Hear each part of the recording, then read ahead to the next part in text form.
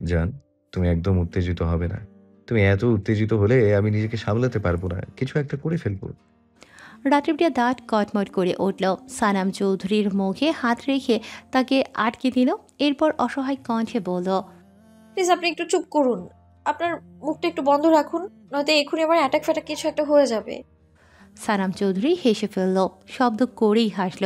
সে রাত্রিপ্রিয়াকে তাৎক্ষণিক ছেড়ে দিয়ে নিজের সিটে টান টান সোজা হয়ে বসল। এরপর স্বাভাবিকভাবে বলল, আমি একদম আচ্ছা, এই যে আমি একদম চুপ। এবার বলো, তোমার মন খারাপ কেন? কলেজে কেউ কিছু বলেছে? কিছু হয়েছে?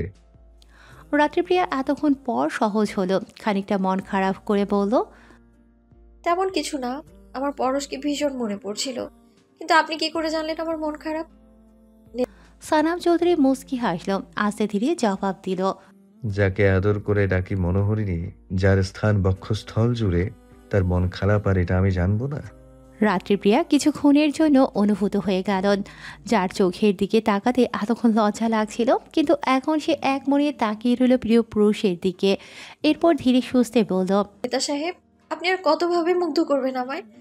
আমি যে আপনার ভালোবাসার কাছে নিত্য নতুন অনুভূতির সাক্ষী। আপনার ভালোবাসা এক অপূর্ব মাধুরী, যা প্রতিটা মুহূর্তে আমাকে নতুন নতুন চমক দেয়।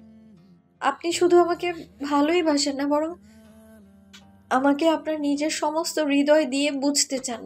এই অনুভূতি এত গভীর যে আমি প্রতিদিনই আপনার প্রতি আরো বেশি আকৃষ্ট হয়ে পড়ি। এই আপনি কি আমাকে পাগল বানাতে চান? রাত্রিপ্রিয়া হাসল, তার হাসির মধ্যে এক ধরনের প্রশান্তি। সানাম চৌধুরী কিছুটা নিশ্চিন্ত হয়ে নিঃশ্বাস ফেলল। আরও একবার জিজ্ঞেস করল, হ্যাঁ, আমি চাই তুমি আমাতেই পাগল হও। তোমার সব পাগলামিরা আমাতেই জুড়ে থাকুক। এখান থেকে এতটুকু অন্য কারো না হোক। তোমার কি এখনো মন খারাপ? রাত্রিপ্রিয়া পূর্বের ন্যায় হাসি হাসি মুখে সানাম চৌধুরীর কাঁধে মাথা এলিয়ে দিল, বলল, আপনি কাছে থাকলে কি আর মন খারাপের সুযোগ আছে? আপনার পাশে আসলেই আমার মন ভালো হয়ে যায়। আপনার শরীরের গন্ধেও আমি এক অদ্ভুত শান্তি খুঁজে পাই। আপনি আমার সাথে থাকলে দুনিয়ায় কোনো মন খারাপ আমাকে ছুতেই পারে না। সানাম চৌধুরী মুচকি হেসে গাড়ি স্টার্ট করলো। নিরিবিলি এক রাস্তায় গাড়ি চলছে। ওরা দুজনেই কিছুক্ষণ নীরবতায় কাটালো। গাড়ি সোজা পথে চলে যাচ্ছে, আর তাদের মাঝে নীরবতা এক অদ্ভুত শান্তি এনে দিচ্ছিল। কিছুক্ষণ পর রাত্রিপ্রিয়া বলল, এবার আমরা কোথায় যাব? আপাতত কোনো এক শপিং মলে। ওখানে কি? কলেজ ড্রেস পড়ুয়া বউকে দেখলে আমার মনে বউ, বউ ফিলিংস আসে না। মনে হচ্ছে আমি কোনো ছাত্রী নিয়ে ঘুরছি। ছাত্রীর সাথে তো আর ওসব করা যায় না। আমার ফিলিংস আনতে কিছু প্রয়োজন। রাত্রিপ্রিয়া একটু মুচকি হাসল, কিন্তু এই নির্লজ্জ লোকটার সাথে আর কথা বাড়ালো না। দেখা গেল লোকটা মাঝ রাস্তায় পুনরায় গাড়ি থামিয়ে দিয়ে বলল, বউ আমার ভীষণ প্রেম প্রেম পাচ্ছে। বউ একটা চুমু খাই। এই লোকটার তো আর লজ্জা সরম নেই, আস্ত একটা নির্লজ্জ কিনা। কিন্তু রাত্রিপ্রিয়ার তো লজ্জা আছে। সে সেসব রিস্ক নিল না, চুপ হয়ে গেল। বইয়ের থেকে পাত্তা না পেয়ে সানাম চৌধুরীর মুখটাও চুপসে গেল। দূর শহরের বড় এক শপিং মলে মাস্ক পরিহিত অবস্থায় পাশাপাশি হাঁটছে সানাম চৌধুরী ও রাত্রিপ্রিয়া। সানাম চৌধুরী দু হাত ভর্তি ভারী শপিং ব্যাগ। রাত্রিপ্রিয়া উৎফুল্ল হয়ে হাঁটছিল, মলের বিভিন্ন দোকান দেখছিল এবং মাঝে মাঝে সানামের সাথে আলোচনা করছিল। এমন সময় হঠাৎ এক ছেলে এসে রাত্রির পাশাপাশি হাঁটতে শুরু করলো। রাত্রিপ্রিয়া কিছু বুঝে ওঠার আগেই পাশ থেকে তাকে ইচ্ছে করে ছেলেটি ধাক্কা দিল। পরপর ওর দিকে তাকিয়ে বিশ্রীভাবে এক হাসি দিয়ে সিটি বাজাতে বাজাতে তাকে অন্যদিকে চলে গেল। রাত্রিপ্রিয়া একটু চমকে উঠল, কিন্তু সানাম চৌধুরী দ্রুত তার পাশে এসে দাঁড়িয়ে বলল, তুমি ঠিক আছো? রাত্রিপ্রিয়া মাথা নেড়ে ভীত কণ্ঠে বলল, হ্যাঁ হ্যাঁ, আমি ঠিক আছি। সানাম চৌধুরী বকাটে ছেলেটির দিকে তীক্ষ্ণ দৃষ্টিতে তাকিয়ে বলল। এই, এই দাঁড়া। ছেলেটি ভাবলেশীনভাবে দাঁড়িয়ে গেল। ছেলেটার মধ্যে একটা নেতা নেতা ভাব রয়েছে, দেখেই মনে হচ্ছে সে এখানকার কোনো এক নেতা। অহরহর মেয়েদের সাথে এরকমটাই করে সে। সানাম চৌধুরীর রক্ত মাথায় চড়ে বসলো। সে নিজের হাতের ব্যাগগুলো ছুঁড়ে ফেলল। ছেলেটি কিছু বুঝে ওঠার আগেই সানাম চৌধুরী ছুটে গিয়ে ওর শার্টের কলার চেপে ধরল। পরপর নাক বরাবর ঘুষি দিয়ে ক্রোধিত কণ্ঠে শোধালো, এই, তুই ওকে ধাক্কা দিলি কেন? তাতে তোর কি? কে তুই? ছেলেটিও কম না, সে সানাম চৌধুরী শার্টে পাল্টা হাত রেখে বলে উঠল। সানাম চৌধুরী বাঁকা হেসে ওর থেকে নিজের শার্ট ছাড়িয়ে নিল। আচমকা ছেলেটির শার্ট ধরে রাখা হাতটা মুচড়িয়ে বলল, তোর বাপ। বলেই নিজের মাস্কটা সরিয়ে ফেলল সানাম চৌধুরী।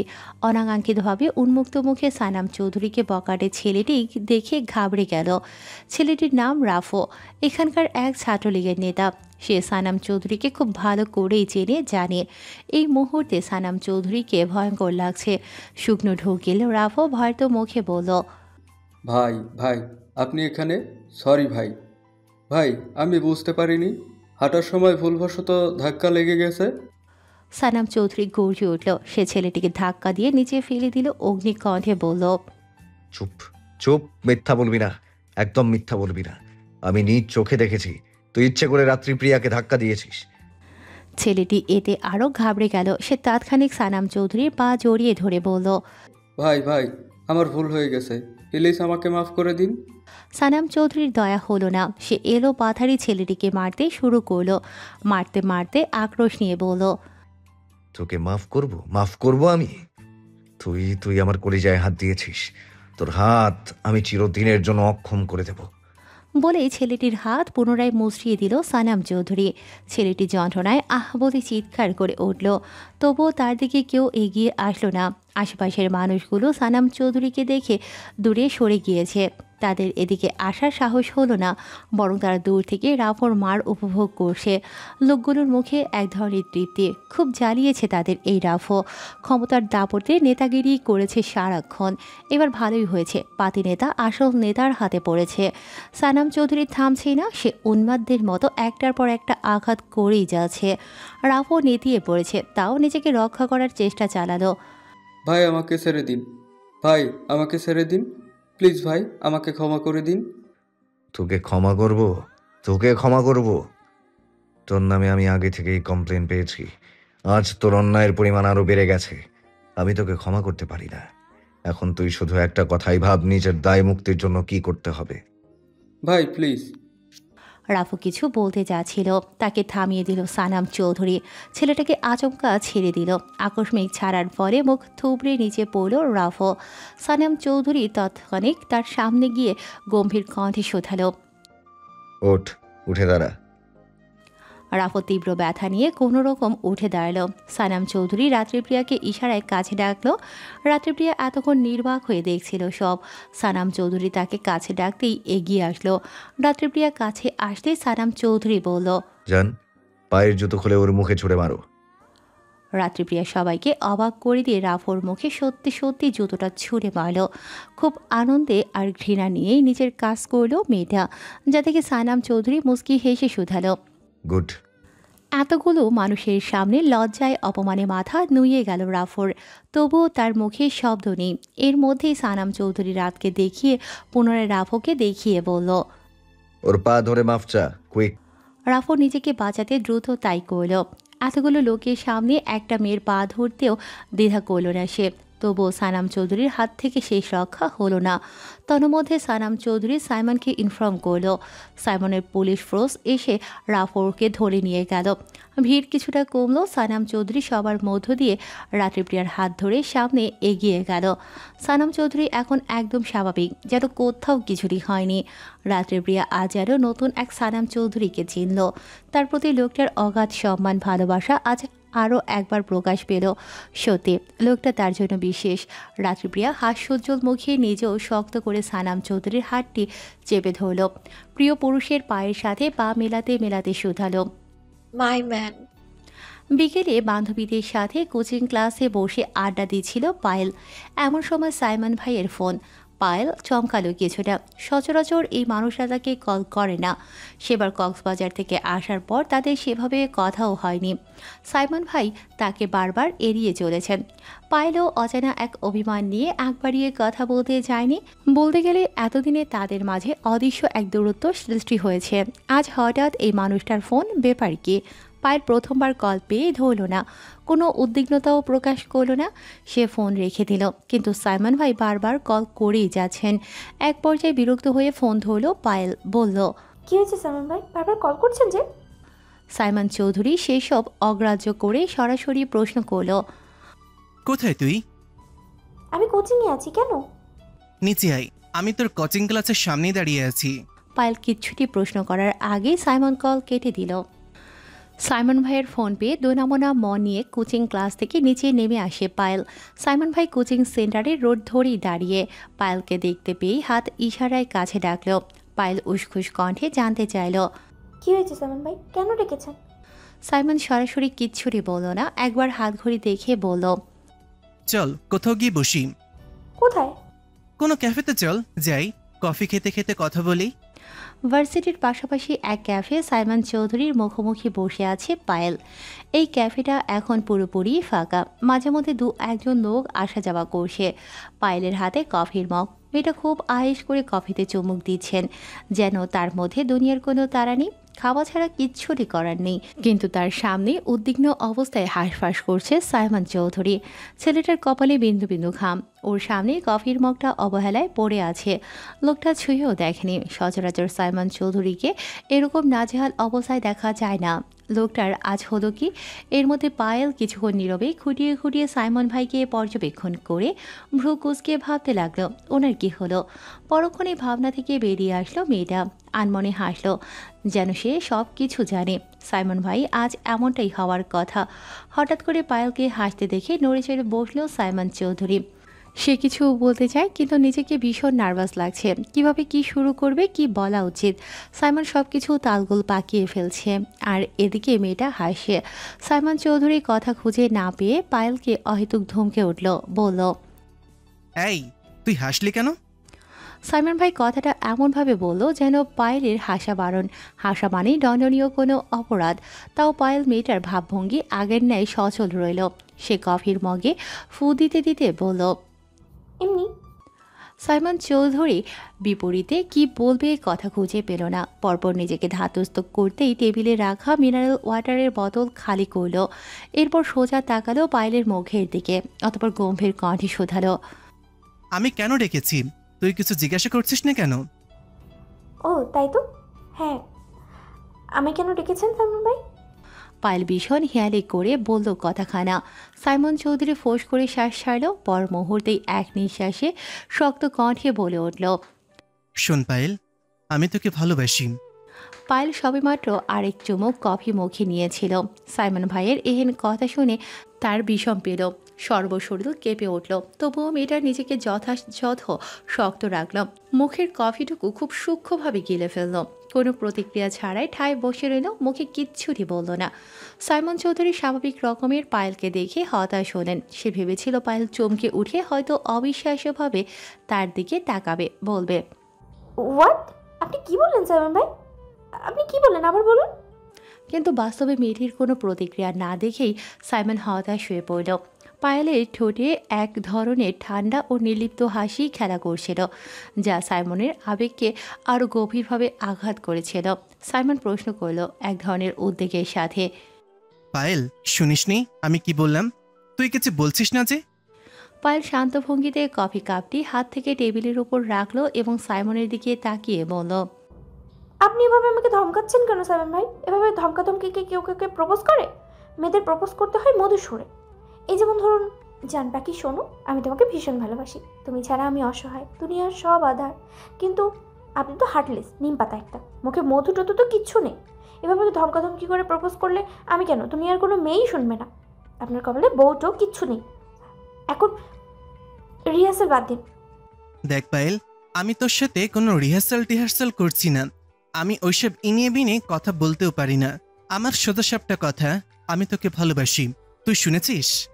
সাইমন চৌধুরীর গম্ভীর কণ্ঠে ভালোবাসি শব্দটি বুকে ধাক্কা লাগলো পায়েল মেয়েটির। সে সঙ্গে সঙ্গে কিচ্ছুটি বলতে পারল না। কিয়ৎক্ষণ পর রয়েস হয়ে চোখ মুখ শক্ত করে বলল, এসব কি ধরনের মস্করা সাইমন ভাই? আপনি সেদিন না বললেন আপনি একজনকে ভালোবাসেন, কি এক শ্যামবতী না শ্যাম সুন্দরী? এখন তাকে রেখে আবার আমাকে বলছেন ভালোবাসি? ছি ছি সাইমন ভাই, আপনার তো দেখছি চরিত্রের সমস্যা। আপনি তো একটা আস্ত প্লে বয়, আর আমি কিনা আপনাকে এত ভালো। পায়েল থামিয়ে দিল। সাইমন চৌধুরী দাঁতের দাঁত চেপে কটমট কণ্ঠে বলে উঠল, একদম থাপড়ে গাল লাল করে দেব বেয়াদব। ওই মেয়েটাই তুই, একটা গাধা। এসব তোর মোটা মাথায় ঢুকবে না। আমার চরিত্রের সমস্যা, তাই না? দাঁড়া, তবে আজ বিয়ের আগেই বাসরের কাজটা সেরে ফেলি। শেষ কথাটা বলে উঠে দাঁড়ালো সাইমন চৌধুরী। পায়েলের দিকে তাকিয়ে দুষ্টু হাসি দিল। এক পা করে এগোতে লাগলো। পায়েল ফাঁকা ঢোক গিলল। ত্রস্ত চেয়ার থেকে উঠে দাঁড়ালো। ওখান থেকে সরে গেল কিছুটা, পরপর বলল, সরি সাইমন ভাই, সরি, আমি আপনার সঙ্গে মজা করছিলাম। ওকে ওকে, বস বস। যা, তোকে মাফ করে দিলাম। ট্রাস্ট মি, আমি তোকে কিচ্ছু করব না। আমার আবার মন বড়, কেউ আমাকে সরি বললে আমার মন গলে যায়। এনিওয়ে, আমার উত্তরটা? সাইমন পুনরায় চেয়ারে বসতে বসতে কথাটি বলল। পায়েলকেও ইশারায় বসতে বলল। পায়েল বসল না, বরং নিজের হ্যান্ডব্যাগটা টেবিল থেকে কাঁধে তুলে নিয়ে বের হওয়ার প্রস্তুতি নিল। যা দেখে সাইমন চৌধুরী ভ্রু কুঁচকে তাকিয়ে রইল কিয়ৎক্ষণ। এরপর গম্ভীর কণ্ঠে বলল, কোথায় যাচ্ছিস? আমার উত্তরটা? পায়েল অন্যদিকে মুখ করে মৃদু কণ্ঠে বলল, সরি, যে ভালোবাসার জন্য আজ আমার ছোট বোনটা দেশ ছাড়া, জেনে বুঝে একই ভুলের পুনরাবৃত্তি আমি ঘটাতে পারবো না। আমাকে দিয়েও যদি এমন কিছু হয়, আমার আব্বু এবার হয়তো মরেই যাবে। সাইমনের মনে হলো সে তার প্রস্তাব হয়তো ঠিক সময়ে দেয়া হয়নি, অথবা পায়েল তার অনুভূতিগুলো ঠিকভাবে উপলব্ধি করতে পারছে না। সাইমনের বুকটা ধক করে উঠল। মুহূর্তে অজানা এক শঙ্কা, অদ্ভুত এক অসুখ গ্রাস করল তার বক্ষস্থল। নিজের এতদিনের তিলে তিলে গড়া ভালোবাসা যেন আজ অদৃশ্য ঝড়ের সামনে দাঁড়িয়ে। পায়েল যে কষ্টের কথা বলছে তার মধ্যে সাইমন অনুভব করল যেন তার নিজের অন্তর্দ্বন্দ্বের প্রতিচ্ছবি দেখতে পাচ্ছে। এটাই কি সত্যি যে তাদের সম্পর্কের ভবিষ্যৎ একটি অব্যক্ত সংকটের দিকে এগোচ্ছে? সাইমন অস্বস্তিকে বুকে চেপে ধরল। কিছু বলার আগেই পায়েল তাকে অগ্রাহ্য করে বেরিয়ে গেল। মেয়েটা এত পাষাণ। ও সবার কথা ভাবলো, তার কথা কেন একটিবার ভাবলো না? তার ভালোবাসা কি এতটাই ঠুনকো? সাইমনের এতক্ষণে চাপা কষ্ট ক্রোধে পরিণত হলো। সাইমন চৌধুরীর হাত মুষ্টিবদ্ধ হয়ে গেল। সে তৎক্ষণিক চট করে বসা থেকে উঠে দাঁড়ালো। সামনে থাকা টেবিলটা সশব্দে লাথি দিয়ে বলল, তোকে হারিয়ে আমি দেবদাস হয়ে থাকতে পারবো না। আমি দেবদাস হতে পারবো না। তোকে আমি মেরে ফেলবো পায়েল, মেরেই ফেলবো। আজই মেরে দিব তোকে। তুই সাইমন চৌধুরীকে রিজেক্ট করলি। শত শত মেয়ে সাইমন চৌধুরীর একটু সান্নিধ্য পেতে মরিয়া, তার এক কথায় তারা নিজেকে বিলিয়ে দিতেও প্রস্তুত। তবু সেসব আমি পায়ের কাছে ঠেলে ফেলে রেখেছি। সবকিছুর বিনিময়ে আমি কেবল তোকেই ভালোবেসেছি। এই, আমার ভালোবাসার কি কোনো মূল্য নেই তোর কাছে? আমি কি ফেলনা কোনো? সাইমন দৌড়ে পায়েলের পিছু পিছু ছুটল, বলল, এই পায়েল, এই দাঁড়া বলছি। পায়েল দাঁড়িয়ে গেল। সাইমন ভাইয়ের বজ্র কণ্ঠ শুনে তার রুহু অবধি কেঁপে উঠল। এরই মধ্যে সাইমন চৌধুরী খপ করে পায়েলের এক হাত খামছে ধরল। মুখোমুখি দাঁড়ালো। পায়েল ফাঁকা ঢোক গেল। তার হাতে যন্ত্রণা অনুভব হলো। পায়েল ভয়ে ভয়ে একবার তাকালো লোকটার দিকে। সাইমন ভাইয়ের চোখ মুখ লাল হয়ে আছে, শরীর মৃদু মৃদু কাঁপছে। পায়েল কি করবে বুঝে উঠতে পারছে না। সে চোখ সরিয়ে নতজানু হয়ে দাঁড়ালো। এই মানুষটাকে কখনো এতটা রেগে যেতে দেখেনি ও। এই মানুষটার এই রূপের সাথে মোটেও পরিচিত নয় পায়েল। কি ভয়ঙ্কর লাগছে তাকে। পায়েল ব্যথা ভয় মিশ্রিত অনুভূতি নিয়ে কেঁদেই ফেলল, বলল, আমার হাতটা ছাড়ুন সাইমন ভাই, খুব ব্যথা লাগছে। সাইমন চৌধুরী হাতটা ছাড়লই না, বরং পৈশাসিক হাসি দিয়ে মেয়েটার নরম হাতটা মুচড়ে দিল। অদ্ভুত রকমের হাসি দিয়ে বলল, খুব ব্যথা লাগছে সোনা, খুব ব্যথা।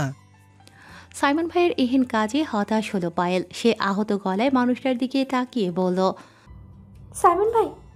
সাইমন চৌধুরী কর্ণকুহুরে সেসব পৌঁছতে ব্যর্থ আজ। সাইমন ওর এক হাত নিজের বুকে ইশারা করে পুনরায় বলল, এই যে আমার যন্ত্রণা হচ্ছে, তুই শুনতে পাচ্ছিস? ছেলেটার কণ্ঠস্বর ছিল একেবারে কাতর ও বিষণ্ণ, যেন তার বেদনা ভাষায় প্রকাশ পাচ্ছে। পায়েলের বুক কেঁপে উঠল। সাইমন ভাইয়ের যন্ত্রণা তার আর সহ্য হলো না। মেয়েটা বিচলিত কণ্ঠে বলে উঠল, কি হয়েছে আপনার সাইমন ভাই? আপনি কি পাগল হয়ে গেছেন? প্লিজ শান্ত হন আপনি। সাইমন চৌধুরী শব্দ করে হেসে উঠল। পায়েল ভয়ে ভয়ে চোখের নিচে নামিয়ে ফেলল। সাইমন অদ্ভুত কণ্ঠে বলল, হ্যাঁ, আমি পাগল হয়ে গেছি। আমাকে শান্ত হতে বলছিস? শান্ত হতে? তোকে খুন করে ফেলবো। তুই জানিস সাইমন চৌধুরী তোর জন্য কতটা পাগল? আর তুই তাকে সরাসরি রিজেক্ট করলি পায়েল। রিজেক্ট করলি আমাকে, এক নিমেষে প্রত্যাখ্যান করলি আমার ভালোবাসাকে। তোর এতটুকু বুক কাঁপলো না? একটু কষ্ট হলো না আমার জন্য? পায়েল মিনমিন কণ্ঠে শুধালো, আমি কখন আপনাকে রিজেক্ট করলাম? সাইমনের ধরে রাখা হাতের বাঁধন কিছুটা আলকা হলো। সে পায়েলের দিকে ভ্রু কুঁচকে তাকিয়ে রইল, যা দেখে পায়েল এতক্ষণ পর হেসে ফেলল। শব্দ করেই হাসলো, বলল, আপনি এত বোকা আপনি এত বোকা সাইমন চৌধুরী। হোয়াট? আপনার সাথে আমার ভালোবাসাবাসী হবে না, সোজা বিয়ে। মেয়েটার আকস্মিক কথায় বোকা বনে গেল সাইমন চৌধুরী। সে কিয়ৎক্ষণ ওর দিকে অবুঝের মতো তাকিয়ে রইল, পরপর বিস্ময় নিয়ে বলল, হোয়াট? তুই কি বললি পায়েল? আবার বল, আবার বল। পায়েল সোজাসাপটা ভাবে বলল, আমি আপনার ভালোবাসাবাসীকে রিজেক্ট করেছি, কিন্তু আপনাকে না, বিকজ ওসবের বয়স এখন আমার নেই। সাইমন চৌধুরী এতক্ষণ পর পায়েলের হাত ছেড়ে দিল। সে টান টান সোজা হয়ে বুকে হাত বেঁধে দাঁড়ালো। এরপর গম্ভীর কণ্ঠে জানতে চাইল। তাহলে তোর এখন কিসের বয়স? পায়েল ফট করে বলে ফেলল, বিয়ের। পর মুহূর্তেই নিজের কথা শুনে নিজেই চমকে উঠল মেয়েটা। সে মুহূর্তেই জড়সড় হয়ে গেল লজ্জায়। সাইমন ভাইয়ের সামনে নিজেকে ভীষণ নির্লজ্জ মনে হচ্ছে। তার মতো মুখ চাপা মেয়ে এরকম একটা কথা কি করে বলল? ছিছি, কি লজ্জা! পায়েল অস্বস্তিতে নিজের ঠোঁট কামড়ে ধরল। সাইমন চৌধুরী আহাম্মকের মতো ফ্যাল ফ্যাল করে তাকিয়ে রইল পায়েলের সে লজ্জারাঙা মুখের দিকে। তার প্রেমিক হৃদয় তুফান বয়ে যাচ্ছে। ভালোবাসার মানুষটাকে আপন করে পাওয়ার আনন্দে ফুলে ফেঁপে উঠেছে বক্ষস্থল। আহা, হৃদয়ের রানীর এতটুকু কথাই এত সুখ, এত সুখ! সাইমন চৌধুরী নিমিষেই ভুলে গেল এতক্ষণের যন্ত্রণা। সাইমন চৌধুরী কিছুতেই তার অভ্যন্তরীণ আনন্দকে নিয়ন্ত্রণ করতে পারছে না। তার চোখে উজ্জ্বলতার ঝিলিক দেখা যাচ্ছে, যেন তার সমস্ত কষ্ট মুহূর্তেই ভুলে গেছে। সে হুট করে পায়েলকে পাজা কোলে তুলে নিল। আকস্মিক সাইমনের কাজে চমকে উঠল পায়েল। সে ভয় পেয়ে খামছে ধরল সাইমন ভাইয়ের শার্ট। সাইমন চৌধুরী যেন আজ আনন্দে দিশেহারা প্রফুল্ল। ছেলেটা আনন্দে উচ্ছ্বাসিত হয়ে পায়েলকে হালকা হাতে তুলে নিয়ে ঘোরাতে শুরু করলো, বলল, আজ আমি ভীষণ খুশি পায়রা পাখি, ভীষণ। মন চাই তোকে নিয়ে আকাশে উড়াল দিই। পাবলিক প্লেসে সাইমন ভাইয়ের এহেন কাজে হতবাক পায়েল। আশেপাশের মানুষজন তাদেরকে আর চোখে দেখছে। কেমন মিটমিট করে হাসছে। পায়েল লজ্জা পেল ভীষণ। সে মৃদু চেঁচিয়ে উঠল, এই কি করছেন, কি করছেন সাইমন ভাই? আমাকে নিচে নামান প্লিজ, নিচে নামান। এক নাগারে মেয়েটার চেঁচামেচিতে বিরক্ত হয়ে সাইমন চৌধুরী তাকে নিচে ফেলে দিল, বলল, এত কানের মাথা খাস না। পায়েল বলদ বনে গেল। তার কোমরে চোট লেগেছে। বদলোক একটা, এতক্ষণ তো কোলে নিয়ে নাচতে ছিল, আর এখনই ফেলে দিল। বিয়ের নাম নিতেই কোমরটা ভেঙে দিয়েছে। না জানি বিয়ের পর এই লোক কী সব করে। পায়েল কোমরে হাত দিয়ে উঠতে উঠতে চেঁচিয়ে বলল, বিয়ে ক্যান্সেল, বিয়ে ক্যান্সেল। আমি আপনাকে বিয়ে করবো না সাইমন ভাই, আমি আপনাকে বিয়ে করব না। আপনি আমার ভাই লাগেন, প্লিজ মাফ করেন। তখন আবেগে কথাটা বলে ফেলেছি, এখন বিবেক কাজ করছে। আপনার মতোটা। সাইমন চৌধুরী তাকে মাঝপথে থামিয়ে দিল। চোখ রাঙিয়ে 10 তলা একটা বিল্ডিং আঙুল দিয়ে ইশারা করে শুধালো, এখান থেকে যাবি তুই, নাকি আবারও তোকে ওই ছাদ থেকে টুপ করে নিচে ফেলে দেব? পায়েল সাইমন ভাইয়ের হাতের ইশারা করা ছাদের দিকে এক পলক তাকিয়ে মুহূর্তে দূরে সরে গেল। এই লোকটাকে বিশ্বাস নেই। দেখা গেল সত্যি সত্যি ওই 10 তলা বিল্ডিংয়ে নিয়ে তাকে টুপ করে ফেলে দিল। এরপর সাইমন ভাই বিয়ের আগেই বিধবা হয়ে গেল। সে আর রিস্ক নিল না, বলল, না না, আমি যাই দিচ্ছি। আমাকে হুমকি তুমকি না দিয়ে বাবাকে রাজি করুন। পায়েল সত্যি সত্যি উল্টো পথে হাঁটা দিল, চলে গেল ওখান থেকে। সাইমন চৌধুরী মুচকি হাসল। প্যান্টের পকেটে হাত গুজে অপলক নয়নে তাকিয়ে রইল মেয়েটার যাওয়ার দিকে। যতক্ষণ তাকে দেখা যায় ঠিক ততক্ষণ তার দৃষ্টি নড়বড়ে হলো না। মেয়েটা চোখের আড়াল হতেই সাইমন চৌধুরী ফোন করল বাবাকে। হাসি হাসি কণ্ঠে টেনে টুনে লম্বা সালাম দিল। আসসালামু আলাইকুম বাবা। রায়হান চৌধুরী অফিসে বসে ফাইল চেক করছিল। এমন সময় ছেলের থেকে লম্বা সালাম পেয়ে তার হাত থেকে ফাইলটা খসে পড়ল।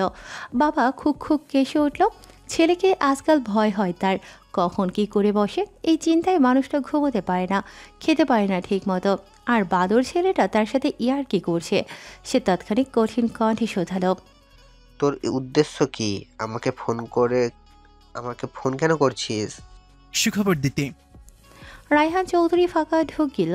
এই ছেলে সুখবর মানেই তার জন্য দুঃসংবাদ। বাবা শুকনো মুখে বলল, বাপ, আমার প্রেশারটা কিন্তু এমনিতেই হাই আছে। অ্যাটাক যে কোনো সময় হতে পারে। তুই ফোন রাখ। যা বাবা, তুমি ভয় পাচ্ছ কেন? আমি কিন্তু মোটেও ফাজলামি করছি না তোমার সাথে, আমি সিরিয়াস। আচ্ছা তাহলে বল। বাবার থেকে অনুমতি পেয়ে সাইমন গম্ভীর কণ্ঠে শোধালো, বাবা, আমার বিয়ের ফুল ফুটে গেছে। ফোঁস করে শ্বাস ছাড়ল রায়হান চৌধুরী। ছেলেটা আর মানুষ হলো না। উনি তৎক্ষণিক চটে গিয়ে বলল, হতচ্ছাড়া, ফোন কাট। না না বাবা, শোনো তো আমার পুরোপুরি কথাটা। আজ হয়েছে কি জানো বাবা, তোমার বৌমা তো আমার থেকেও এক ধাপ এগিয়ে, সে তো ডাইরেক্ট বিয়েতে রাজি হয়ে গেল। ছেলের উচ্ছ্বাস কণ্ঠ শুনে হেসে ফেলল রায়হান চৌধুরী। নিজেও উচ্ছ্বাস নিয়ে ছেলেকে বাহবা দিয়ে বলল, বলিস কি, এই না হয় আমার ছেলে, একদম কাজের। তোর বিয়েটা তাহলে এবার হচ্ছে? হ্যাঁ হ্যাঁ, আমি তো রাজি করাবো ভাইকে, তুই একদম চিন্তা করিস না। শোন, এক কাজ কর, তুই আজই রাতে খাওয়ার টেবিলে কথাটা সবার মাঝে তুলিস, আমি তোর সঙ্গে আছি। বাবার কথাটা অন্যরকম শোনালো কেন? সাইমন ফ্রুকুসকে বলল, বাবা তুমি আমাকে ফাঁসাচ্ছ? আমি যদি কথাটা তুলি তাহলে তুমি কি করবে? রায়হান চৌধুরী আমতামতা করে বলল, আসলে ওই হয়েছে কি, আমাকে ভাই ডাকছে ডাকছে।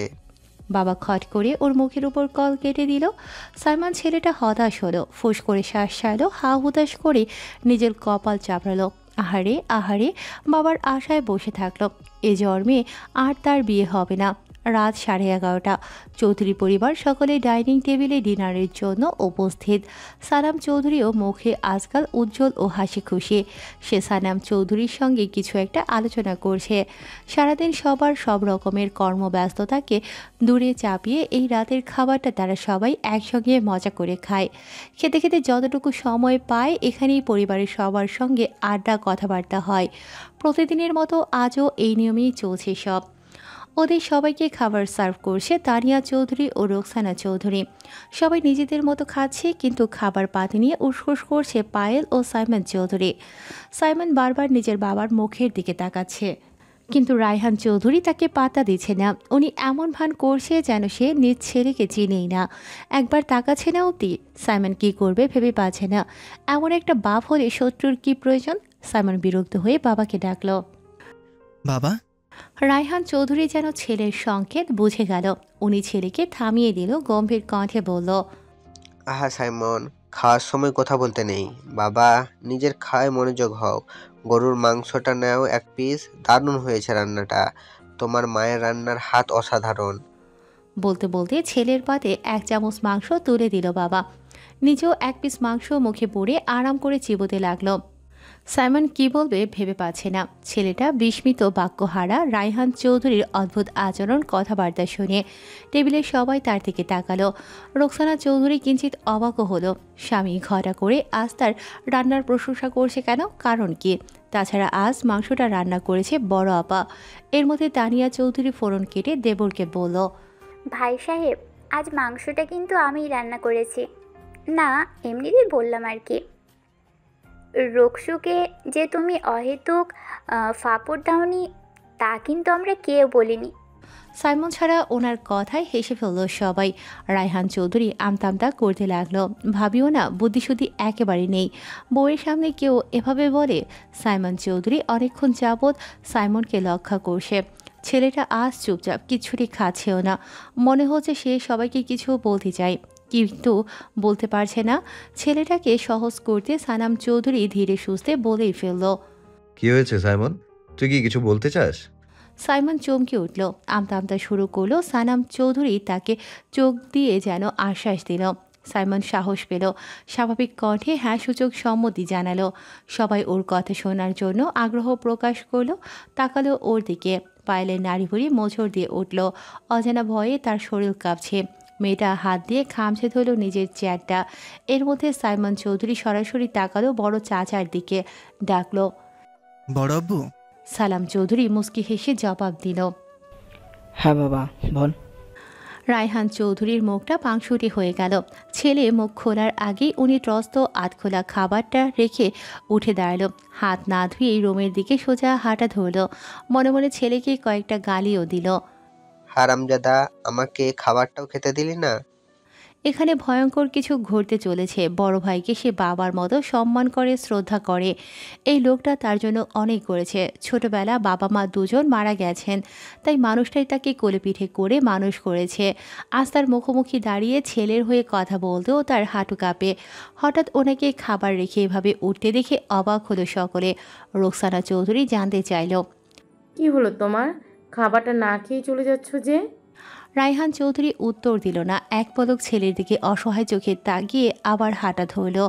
এর মধ্যে তাকে ডাকলো সালাম চৌধুরী, বলল, তুমি কোথায় যাচ্ছ রাইহান? এদিকে এসো, বসো। খাবারটা রেখে দিল কেন? খেয়ে যাও। কয়েকদিন ধরেই তোমাকে নার্ভাস লাগছে, এটা আমি লক্ষ্য করেছি। কি হয়েছে তোমার বলো, আর সাইমন কি বলতে চায় এটাও শুনে যাও। রায়হান চৌধুরী ভাইয়ের অবাধ্য হতে পারল না। সে দাঁড়িয়ে গেল, তবে টেবিলের কাছাকাছি আসলো না। সালাম চৌধুরীর তনের মধ্যে সাইমনকে ইশারা করে বলল, তুই কি বলতে চাস বাবা, বল এবার। বড় আপুর অনুমতি পেয়ে সাইমন সোজা সাপটা বলল, বড় আব্বু, আমি পায়েলকে বিয়ে করতে চাই। বজ্রপাতের ন্যায় সাইমনের সহজ সরল কথাখানি উপস্থিত সবার কানে বেজে উঠল। ছোট বড় সকলেই অবাক হয়ে তাকিয়ে রইল সাইমনের মুখপানে। এক মুহূর্তের জন্য কারো মুখে শব্দ নেই। এর মধ্যে কেবল নিজের খাবার খেয়ে যাচ্ছে সালাম চৌধুরী, তার মধ্যে কোনো হেলদোল নেই। সালাম চৌধুরীর এতক্ষণের হাসি হাসি মুখটা গম্ভীর হয়ে গেল। লোকটা নিজের খাবার প্লেটটা সশব্দে ঠেলে চট করে বসা থেকে উঠে দাঁড়ালো, গম্ভীর কণ্ঠে বলল,